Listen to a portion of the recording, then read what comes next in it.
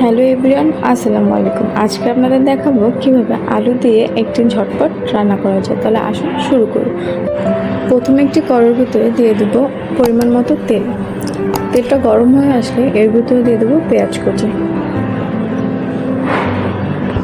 এবার পেঁয়াজটা নেড়ে চেড়ে ভেজে নেব। তারপর দিয়ে দেবো সামান্য পরিমাণ পানি। এরপর দিয়ে দেবো 1 চা চামচ পরিমাণ রসুন বাটা।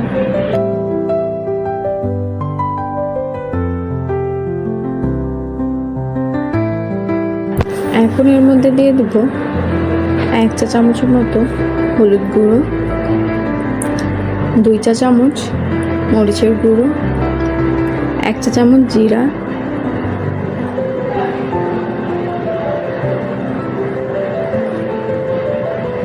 ও পরিমাণ মতো লবণ।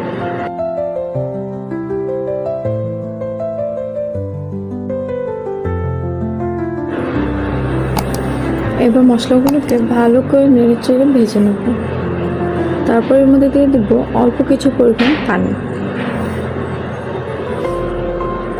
পানিটা দেওয়া হয়ে গেলে এখন মশলাগুলো মিক্স করে নেব।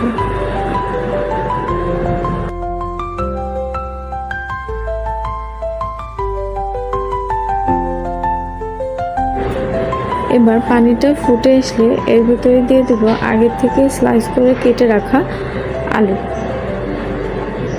দিয়ে ভালো করে নেড়েচেড়ে কষিয়ে নেব। এখন এর ভিতরে দিয়ে দেব তেলাপিয়া মাছ ও টমেটো।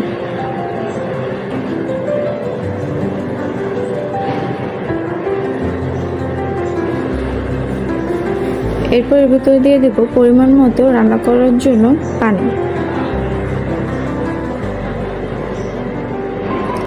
এবার আলতো হাতে নেড়েচেড়ে দেব।